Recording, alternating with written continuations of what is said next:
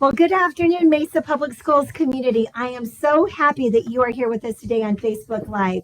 I am your very proud superintendent, Andy Forlis, and I'm really excited to share our guests today. And some of you who've been in Mesa for a long time might think it's an unlikely pair to have these two principals sitting side by side. We have Mr. Kirk Thomas, principal of Mesa High School, and we have Dr. Mike Oliver, principal of Mountain View High School. And again, many of you know that there's been a long-standing rivalry between these two schools, but they have something in common that we're going to talk about today. And you have had some amazing modernization to your schools. And I would love for you to give a highlight, just a high-level overview. What's different? I'll tell you, I drive right past Mesa High. I know it's different. I drive by Mountain View High School. It's different. Tell our audience, those who care so much about this, tell us what's different at Mesa High, and then we'll follow up with Mountain View. Great. Thank you, Dr. Forlis, for allowing me to be here today. We're so fortunate at Mesa with the improvements that have been done. It would be almost easier to say what we haven't touched on our campus versus the modernizations that have taken place. We have a brand new sci-tech building that houses all of our science classes, our biotech classes, plus 3 different CTE programs, auto, welding, and construction. We have a brand new student services building, so now we have an actual face to the campus. That's improved in a lot of different ways to include security. So now there's a much more secure way to come to our campus as opposed to the way it was in the past. We've been fortunate to add a new weight room to the campus, a new dance floor to the campus. Our junior ROTC has a space now, artificial turf on the football field, new softball diamonds and stadiums, a concession stand and restrooms out in that area, brand new tennis courts. Like I said, I also heard pickleball. Pickleball is very popular, and that's out there as well. Plus just additional modernizations to buildings. Our counseling suite now is all together with our social workers and psychologists are in that same area, so it's a hub for student services. Our academic success room has really expanded into about 5 different classrooms with some modernization there, and wrappings to really bring the older portions of our building to give them some pop and some life. Like I said, it'd be a lot easier to talk about the areas that haven't been touched versus the areas that have been touched, but we've done a really nice job in utilizing those funds to touch a lot of different areas on our campus at Mesa. You know, and I think that as you bring up the modernization, I think the thing that strikes me is the intentional preservation of the history of Mesa High. The over 100-year legacy of a school, that you still feel that legacy when you come into this modernized environment. And we'll talk more specifically about those modernizations. Dr. Oliver, can you tell us a little bit about Mountain View? What will we see different at Mountain View? I'd love to, Dr. Forlis. I hear from community members all the time of how excited they are, and that's just when they're in their cars and they're driving down Lindsay or Brown Road. Which Kirk likes to refer to my school as Lindsay and Brown. Actually, he did reference it as Mountain View the other day, so we're making a little progress between the two I'm glad to hear this. Tension, I was a little nervous with you two on the same little stage. But people see the new fields that we have, and they see the Performing Arts Center that you can see from the road. They see that we have a new face, a new main building, but there's so much that they don't see that I'm excited about. Well, first I'll lead off with the Performing Arts Center. It'll be among the most innovative performing arts centers in the entire country. We're putting furniture in it right now, so we're really excited to be able to start using it probably within another week or so. Wow. And the kids are beyond giddy as they're moving things in to be able to use these incredible spaces. So we also, within the Performing Arts Center, we're calling it a flex space because we could use it for as many different creative ideas as you could possibly manufacture. It'll be one of the most innovative meeting spaces in the entire East Valley. We'll have a space that can accommodate over 200 people. There'll be 5 screens, top of the industry technology. So it'll feed right into, we're excited about this, a partnership that we've developed with the Sidney Poitier Film School and the Immersive and New Media Technology Center, the Mix Center in downtown Mesa with ASU. So our school can just feed right into theirs. And we're thinking of how that campus we now feel belongs to us, and then their students will be coming to join us in the learning experiences in our Performing Arts Center. But what I'm most excited about of all of the changes are the ones you can't see from the road. And that is where our classrooms have been reimagined. And you think of school as we know it. It's a big box with a bunch of little boxes in it. It's been that way since the beginning of time. Set aside for teachers to work in one classroom, working in silos, independent from the other classrooms. But life is not compartmentalized like we know it in school. It's interdisciplinary in life. We don't wake up and think, I'm going to think like a mathematician at 8, a social scientist at 9, a reader at 10, a writer at 11, and in the afternoon, I'm going to think like a performing artist. Life is interdisciplinary. Our classrooms now allow for that. We have sliding glass doors and garage doors that can go up and down and flex as the innovative learning experiences that we use them for enhances. And as we grow in our understanding of what school can be, our spaces can flex. And so we have world-class innovative learning spaces for kids to call home in their classrooms, but it doesn't look like your traditional classroom with a teacher at the front and kids in rows of desks. So I guess I'm most excited that as we learn and grow and reimagine school at Mountain View, our spaces will be able to flex as our understanding of best practices in teaching and learning expands. And I understand you've got science classrooms that are under construction or coming to fruition right now as well. Yes, and just like with Mesa High, just about every portion of our school community has been touched by this, and most grateful. The excitement is profound, but and I leverage that it's not just the building that is being redesigned, it's everything we do inside of it. It's a parallel shift. It's a parallel redesign with what we do in the building and the building itself. You know, we talk about community, and none of this would be possible if we did not have the support of our taxpayers. So in 2018, I think it's important for our community to know that in 2018, our community voted to support a $300 million bond. And that bond took care of increased safety and modernization across our district, but the two really big projects were at Mesa High and Mountain View. And so when we think about the community financially supporting us, can you talk a little bit about how this redesign of these two iconic high schools, how did that bring the community together and strengthen the relationship that you have with them? So just whoever wants to go first. I'll lead off.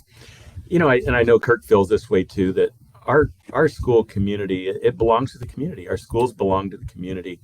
And I was at the school the other night, and it was just a great moment for me. It was late. I was by myself as I was walking through the courtyard at night, but I had just left the tennis courts and the pickleball courts, much like they have at Mountain View.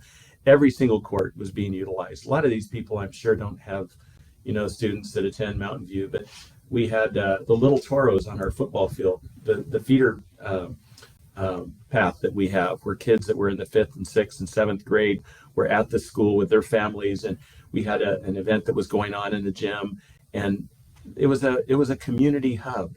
It felt like a neighborhood gathering place, and it's brought our community together. And the excitement, the curiosity of what I'm leading a tour tomorrow morning at 9:30. So if any of the listening audience would like to come to Mountain View, show up at 9:25, and we're going to walk through all of these innovative spaces to show what we're doing inside of them.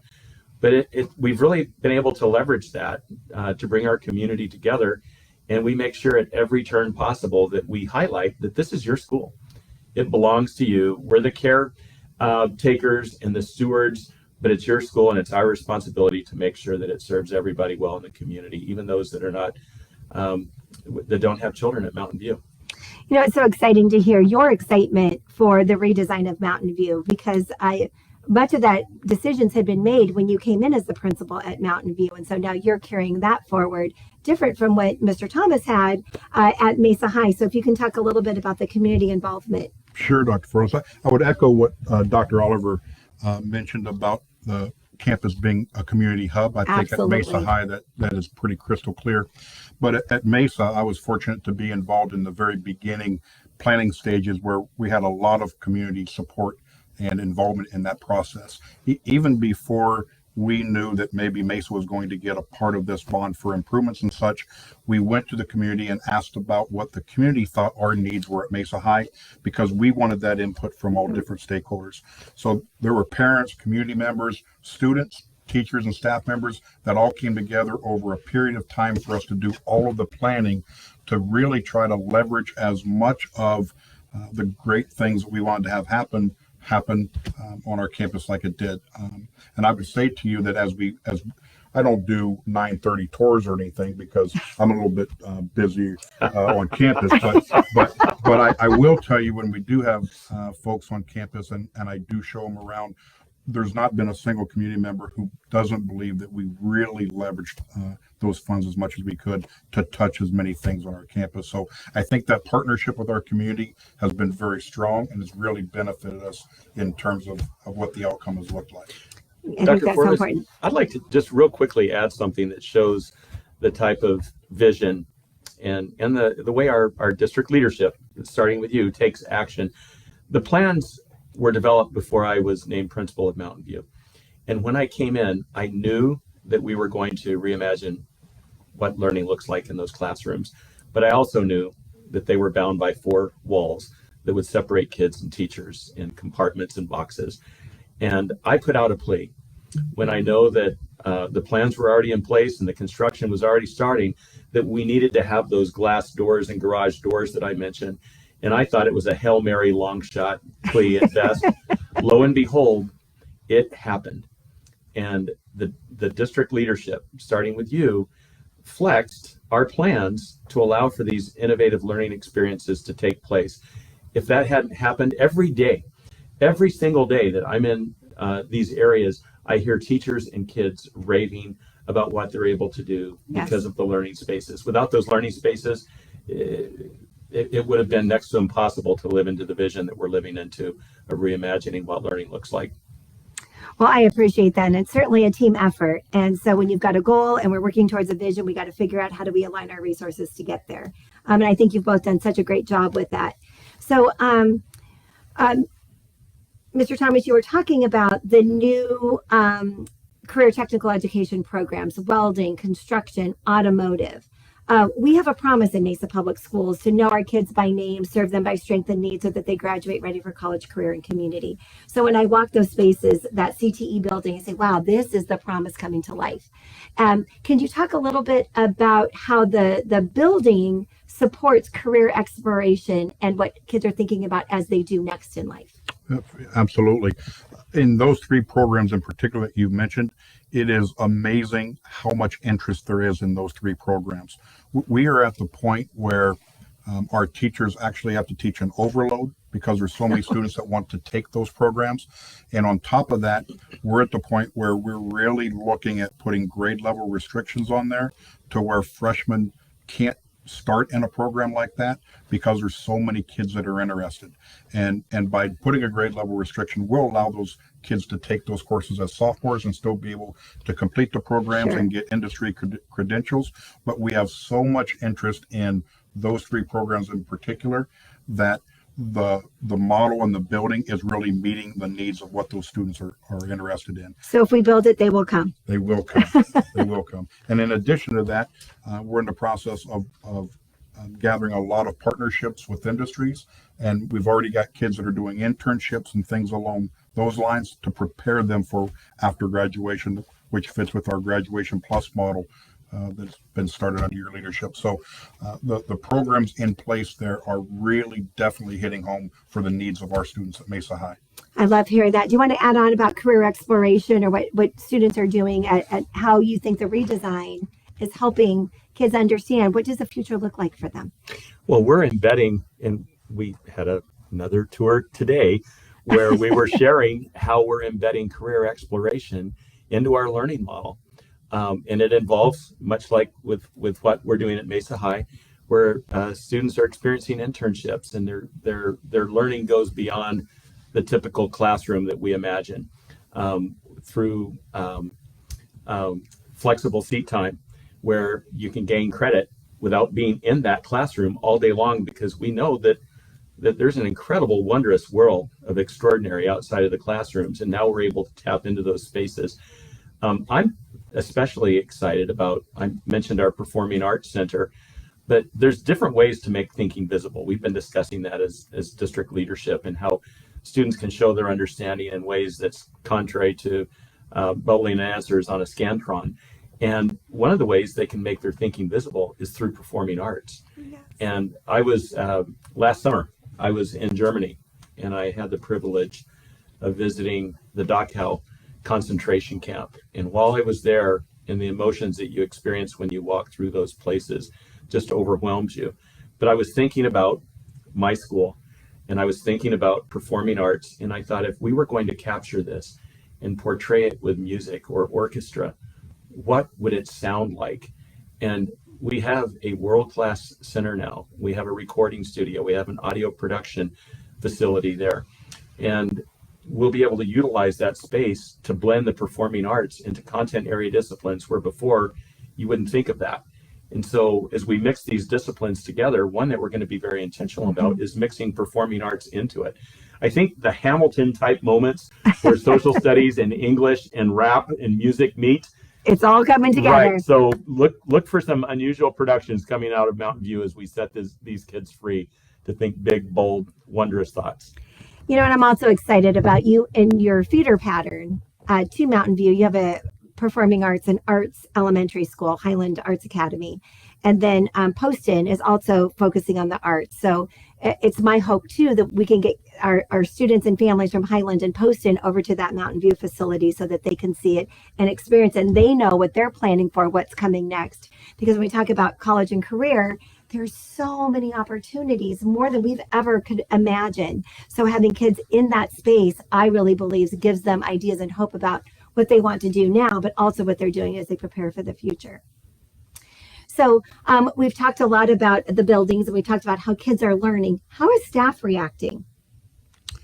Well, Dr. Oliver mentioned productions and whatnot. I would be remiss if I didn't point out that our production this year is the musical Bye Bye Birdie. We open tomorrow night, Thursday, Friday, Saturday, 7 p.m. We love you, Conrad. Plus Thursday, Friday, Saturday of next week. GoFan.com for your tickets, or you can buy them at the door. Dr. Ford is back to staff That members. was really good. That was great. That was not rehearsed at all. That's so good. I'll give you a quick example. Our dance teacher is just in love with her new space. In fact, she was mentioning to me recently that she's got dance teachers that are outside of Mesa, because she's posted pictures on Instagram and those kinds of things, that are in envy of our new space there. The kids love it. The dance teacher loves it. She had one dance teacher actually from an outside school said, if you've got an opening, I want to come over because your spaces look so great. The responses from our teachers have been very blessed and fortunate. They have those new learning spaces to be able to interact with kids. You know, it's hard to not pick up some type of publication and hear about a teacher shortage in Arizona and across the nation. And we know one of the reasons for teacher shortage is poor working conditions. So when we change the working conditions, it really brings joy to teachers, and it does attract them. And by the way, your Spirit line is pretty amazing. I follow them on Instagram, so I know they're doing great things.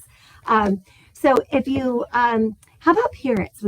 Any parent interactions, feedback from parents, especially around the legacy, preserving that legacy of the school? I think that's been so important. Do you want to start us off, Kirk? Sure. As I mentioned before, as I bring folks through there, they can't believe how well we've tied the old to the new. I can't believe how well they were able to tie the old to the new, because you're talking about a campus that was built in 1973, and now this is 2023. So 50 years later, it looks like everything was planned and designed from day one, because of the blend of the old and the new. So we were very able to keep that tradition and legacy and all the old spirits of Mesa High intact while adding the new innovative kinds of approaches. So I think the blend was just perfect.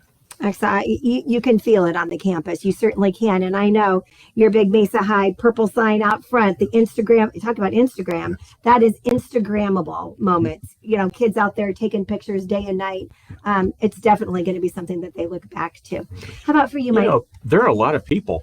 Jim Zaharis, our former superintendent, remembers when it was one town, one school, and Mesa High was the high school in Mesa, and people came from other communities to attend Mesa High. And it reminded me of something when we were beating Mesa High on their own court for the region Here we go. championship Here we go. a few weeks ago.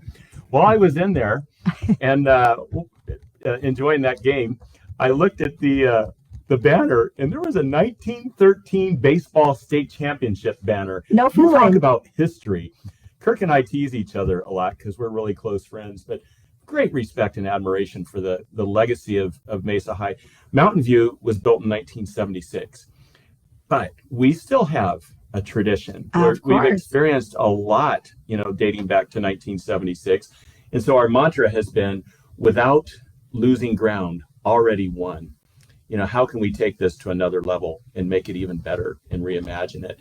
And that's brought our community together, because like with Mesa High, we're trying to build on what we've developed, and without losing that ground, completely reimagine it and do something that no generation has experienced before at Mountain View. And Kirk's leading the same exciting work. As a matter of fact, we're thought partners, Dr. Fortas. I didn't know if you knew this or not. Of course. But we met just yesterday. Okay, I didn't know that part. We rely on, and all the high school principals, we rely on each other. We fill in each other's gaps with our strengths and the areas that we have to grow. And it's really nice to know that while we try to knock the soup out of each other on Friday nights, that during the week, we're as close as we can be, and we want to encourage each other and celebrate each other and support each other so our communities can be the very best. And we're the old mantra from years ago, Mesa Public Schools, no better place to learn. That's right. That goes decades back. And it's going to be that way. This district is a light on the hill, and it's going to be for every other district in this country to see, not for vain recognition and glory, but because of the wondrous things that are happening. And the only way to do that is when you blur the boundaries between schools, and you compete in a spirit of good sportsmanship and fun and rib each other, because I'll probably be on the short end of that next year. But we learn and grow with each other, and we support each other's communities, and we are one in that effort moving forward. Right, Kurt? That's right. I can't think of a better way to end our conversation today other than to say thank you to both of you. And we started off by talking about our schools do belong to our communities. And we are so grateful to our community for your investment of time and talent and your treasure through tax contributions to make sure that these modernizations happen. But most importantly, it's all the things that you can't see, which is how kids learn and how they are connected and how the community is engaged. So I am so honored that I got to spend time with you two this afternoon. I say thank you to you, and thank you again to our community. Have a great rest of the evening. Thank you. Go Toros. Carry on.